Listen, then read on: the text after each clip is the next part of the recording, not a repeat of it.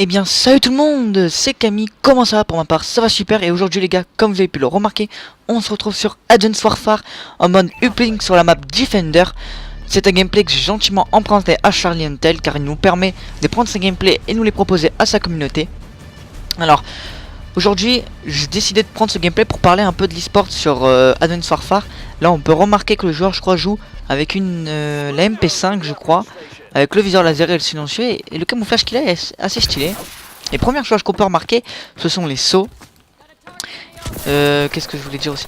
Ah oui, alors là on peut remarquer qu'il se met en invisible, mais on va voir que ce n'est pas si abusé que ça, parce que dès qu'il va tirer, l'invisible, voilà, il se retire tout simplement, et c'est utilisable qu'une seule fois par vie. Et donc moi je ne pense pas que ce soit abusé, justement que c'est très tactique pour aller toucher le flag en capture de drapeau, ou bien pour prendre la petite balle en uplink. Car l'uplink, en fait, pour ceux qui n'ont toujours pas vu de vidéo sur Advanced Warfare, c'est une sorte de quidditch.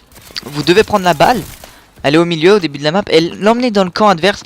Soit vous la jetez de loin, soit vous passez dans le camp pour marquer plus de points. Donc du coup, c'est une sorte de SND, qu'est-ce que je dis? De capture de drapeau, non pas de capture de drapeau, de sabotage et de... comment ça s'appelle? Blitz. Sabotage et blitz mélangés. Et comme on avait pu remarquer lors de cette Gamescom, les show match de différents teams e-sport comme les Vitality et tout ça, qui ont très bien joué, c'est vraiment un mode qui est pour la compétition. C'est très rapide, très tactique, il y a vraiment moyen de faire des choses en compétition. Il faut vraiment communiquer pour indiquer les positions, pour dire que j'ai la balle. Alors comme vous entendez les petites alarmes là, ça veut dire qu'il va y avoir là en face de vous, vous voyez, un tsunami. Regardez, je vous laisse admirer, le mec s'est mis en invisible pour regarder ce que ça fait. Je crois que ça détruit la map. Ouais, voilà, ça détruit le bord de map. Et nouveauté dans ce Call of Duty, c'est qu'on peut aller sous l'eau et nager. Enfin, parce que avant dans Call of Duty, quand on allait sous l'eau, bah tout simplement on mourait. Ah oui, parce que là il a changé d'arme, il a pris un fusil d'assaut. On peut voir qu'ils sont pas si abusés que ça. Certes, on tombe rapidement, mais c'est l'effet LAN, car les développeurs ont très bien confirmé que la santé sur ce jeu-là serait similaire à celle de Black Ops 2, et ça fait vraiment plaisir, car on sait tous que sur Ghost on mourrait très vite, et que Black Ops 2, la santé, ça va, a été correcte. Alors, pour revenir sur l'e-sport, apparemment, les développeurs ont décidé de mettre 6 modes en e-sport: la domination, la SND, le hardpoint, la CTF, l'uplink, et... ben voilà. Mais bon, ce ne sont que des modes... Ah oui, et un autre mode qu'ils n'ont pas encore montré, mais c'est que le début. Le jeu n'est pas encore sorti, donc on verra bien à sa sortie comment les joueurs e-sport vont... comment dire, vont s'adapter au jeu. Moi en tout cas, je serai là dès le début du jeu pour vous proposer des gameplays, et pour... comment dire aussi... bah tout simplement pour vous proposer des gameplays en e-sport et tout ça. Parce que je suis vraiment à fond sur ce jeu là. La map, on peut reparler encore du jeu. On peut voir que la map, bah ça va, elle est pas si grande que ça. Certes, il y a beaucoup de recoins. On peut aller sur les toits avec le double jump, parce que dans ce jeu là on peut mettre des dashs en avant, en arrière, sur le côté. Ça justement c'est ce que je trouve qu'il va y avoir plus de challenge sur ce Call of Duty là, car on avait tous l'habitude sur Call of Duty de tirer à la verticale, mais maintenant il y a toutes les positions.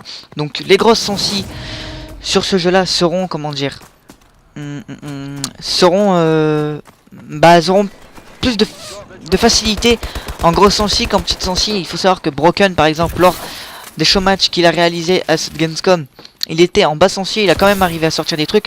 Mais Gotaga, vraiment en haute sensi, il a fait de gros trucs.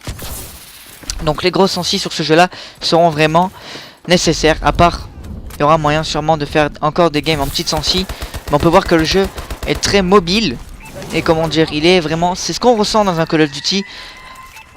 Ce côté arcade et cette agressivité qu'on peut remarquer sur ce jeu là. Moi je pense qu'en tout cas Sledgehammer a fait vraiment du bon boulot sur ce Call of Duty. On peut remarquer encore le tsunami qui arrive. Je ne sais pas s'il va se le prendre. Non, il se l'est pas pris. Voilà, sous l'eau. Et vous pouvez voir, on peut nager. Côté graphisme, ça va, le jeu est beau. Du Call of Duty, c'est très bien. Les couleurs sont similaires à celles de Black Ops 2. Et ce qui est bien sur ce jeu là, c'est qu'on voit les ennemis, contrairement à Ghost, que les ennemis se confondaient avec le décor. Grosse nouveauté aussi sur ce jeu là. Ah bah vous voyez là à la séquence de gameplay, le mec a la boule dans ses mains, il peut pas taper, il peut donner juste des coups de poing mais il a pas d'arme, il doit courir. Je ne sais pas s'il va marquer parce que je découvre le gameplay avec vous. On va le voir tout de suite. Non, il n'a pas marqué. Mais qu'est-ce que j'étais en train... Ouais, grosse nouveauté dans ce jeu là, c'est une sorte, comme à la Counter Strike, à chaque fin de partie, en fonction je crois de votre kill et tout que vous faites, vous recevez des petites boîtes à ouvrir et dedans il y aura des accessoires, des camouflages, enfin bref. Ce Call of Duty s'annonce très prometteur, j'ai vraiment hâte d'y toucher chez moi à la maison. Rendez-vous le 3 novembre, c'était Camille, n'hésitez pas à lâcher un j'aime et à aller voir la chaîne de Charlie Intel car c'est lui qui nous propose de fournir ces beaux gameplays. Allez, bye tout le monde, passez une très bonne journée, une très bonne soirée, ciao.